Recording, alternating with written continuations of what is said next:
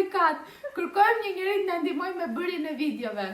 Çfarë bëjmë dy vajza në kusht të shtëpia kur nuk kanë ende një studio të mirë fill për të xhiruar videot për të folur për librat. Ja, marrim telefon blitz andej këtej sa jo Armi. Sot jam shumë e lumtur që kam një mikeshën time për të folur ndryshe për librat, edhe jo më vetëm unë, se shumë bori, kuptohet. Kam një mikeshën time, Isarën, cila lexon po ashtu si unë dhe i do librat shumë. Më ka sugjeruar një libër kur erdhi nga Amerika, i cili quhet Radical Forgiveness, është në anglisht, nuk është përkthyer ende në shqip, po besoj besoj, nuk e di se do përkthehet, po ju që doni ta lexoni në anglisht. Po, vetëm do përkthimin. Mund ta përsërisni në anglisht. Tani unë do pyes Shikisarën na tregoj se si ranë dorë të këtij libri. Po, ky libër në fakt është vetëm në Amazon për momentin, po mua ma kanë sugjeruar në Amazon dhe stacioni i librarisë. Po mua ma kanë sugjeruar në një konferencë. Një nga folësit e kësaj konference thoshte që ky libër dhe metoda që janë në këtë libër i kanë ndryshuar jetën dhe unë vendosa që ta lexoj. Dhe vërtet ky libër të krijon një ide tjetër të faljes. Pra, kur dikush na ka bërë diçka të keqe apo ka gabuar me ne, shpjegon se si ne duhet ose si mund ta falim këtë person jo thjesht për të lëshuar pe dhe duke e mbajtur atë veprimin që ata kanë bërë kashqinesh me konotacion negativ, por na shpjegon ne se si mund të bëjmë faljen radikale, radical forgiveness. Që do të thotë, ti ta shohësh këtë veprimin që ata kanë bërë kashqinesh, si ose dhimbjen e madhe që ata dhimbjen që na kanë shkaktuar, si diçka më të madhe se sa thjesht një gjë negative që na ka ndodhur, një traumë apo të kemi këtë apo thjesht si mindseti i viktimës, po ta shikosh si diçka që ka ndodhur për të mirën tonë dhe që ne të marrim një mësim dhe ne të zhvillohemi më shumë. Po, nga në shpirtërore. Jo vetëm. Po.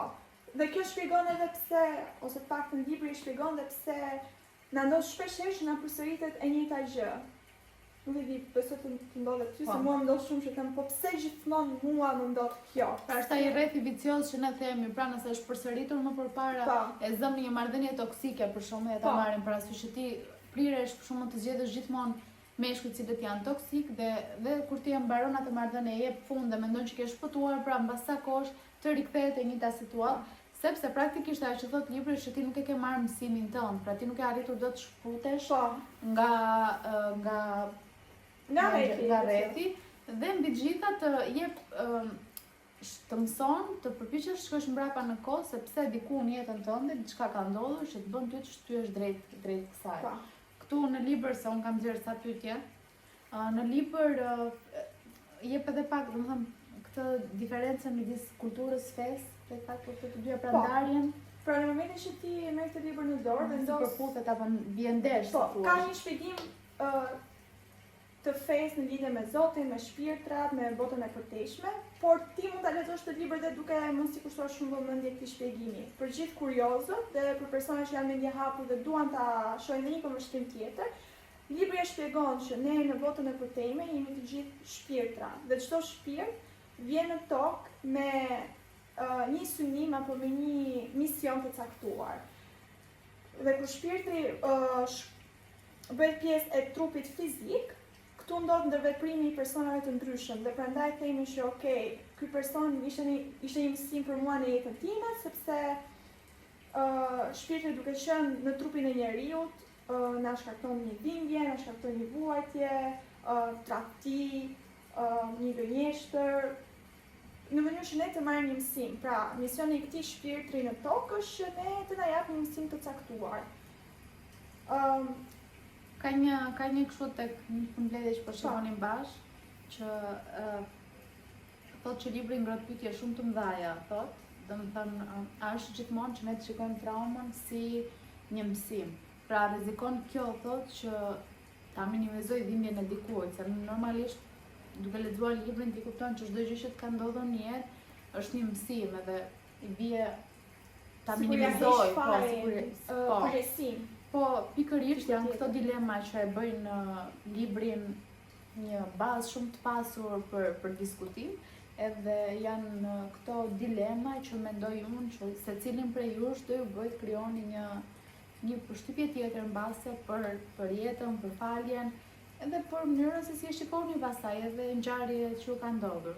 Se ne gjithë kemi njerëz që zgjedhin ta falin dikë dhe njerëz që zgjedhin të mos e falin dikë dhe të dyja unë mendoj personalisht janë okay në bazë të njeriut, si përshtatet njeriut. Po për Isarën ky ka qenë një libër, unë jam lexim e sipër, për Isarën ky ka qenë një libër që i ka bërë shumë mirë. Patjetër që ky është një proces i gjatë. Ne nuk mjaftohesh një herë vetëm duke lexuar një libër apo duke shkruar një herë duke bërë një seancë. Ne jemi njerëz që jemi punë sipër, vazhdojmë punojmë mende për këtë gjëra. Dhe por nuk ndalon kur. Dhe nuk ndalon asnjëherë, por është një fillim i mbar për të ndryshuar pak ndoshta qasin që keni me falje. Po, ai që impresionon në fakt është jo ti heq barën apo ta bëj këtë traumën tuaj të duket më e vogël nga ç'është, se ka trauma dhe trauma që vërtet ti mund të jesh lënduar edhe fizikisht mbase nga diçka, por impresionon të të mësoj ty metoda se si ti ta lehtësosh veten tënde nga trauma që të ka shkaktuar dhe ti to let it go, pra. Dhe ndonjëherë na ndodh shpesh e njëjta situatë përsëritet shumë herë, dhe pyesim veten pse na përsëritet. Marrim rastin e një marrëdhënie toksike për shembull, që ti po dua ta shtjelloj. Okej, mirë. Kjo do bëhet video për në YouTube, dhe në Instagram si dhe Po se lam kështu. A kështu e lam, Na okej. falni. Do të nxjerrë këto. Kaç s'ke nuk është na aplikat. Kërkojmë një njeri të na ndihmojë me bërjen e videove. Faleminderit, edhe me një dritë. Po, si dritë madhe. Po thoje? Pse e ndihet? Jo, vazhdoje.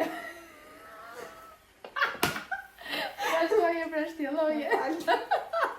Ta them dhe këtë se kam shumë të Po, rëndësishme, po, që ndonjëherë, siç e the dhe ti, siç e tha dhe Kjo. Në marrëdhënie toksike për shkak, ndonjë që ndërpritet një marrëdhënie, po pse ndërpritet marrëdhënia? Shumicën e kohës ndërpritet sepse lodhemi nga ky personi, po nuk e shohim si një mësim që ne kemi marrë që në marrëdhënien e radhës apo në personin që ne të radhës që do njohim, themi që okay, se këtë sjellje e kam parë diku dhe nuk tërhiqem më nga kjo pjesë. Eternity later. Dhe prandaj gjërat përsëriten. Këto sipas librit nuk përsëriten më në momentin që ti e kupton që kjo marrëdhënie toksike në fakt lidhet me diçka, një traumë të madhe që ti e ke dhe nuk e ke nxjerrë në sipërfaqe të tipit një marrëdhënie jo e shëndosh me babain për shembull. Dhe ti vetëm në momentin që shëron problemin kryesor, thelbin dhe rrënjën e problemit, vetëm atëherë ti nuk është se Zoti apo nuk do rastisesh më me njerëz toksik, por ti vetë si person dhe si individ nuk do të tërhiqesh më nga këto persona dhe rrjedhimisht ti nuk do i shohësh më, nuk do i vëresh më në jetën tënde. Pak a shumë si teoria e makinës së kuqe. Kaq ishte. Do ta mbyllim Dhe me da kaq. Do ta mbyllim me kaq për sot. Inshallah Isara. Vjen herë tjetër, ne do bëjmë një plan që një herë tjetër të lexojmë për një libër shqiptar të duhet një postir dhe ta diskutojmë çik më ndryshe. Flasim për personazhet që na ka pëlqyer apo jo, video patjetër do të gjallë do të për YouTube dhe pastaj ndoshta disa momente do janë për Instagram. Shumë thank you. Nuk e di nëse kjo video do hidhet, por nëse hidhet, na mbështesni kot.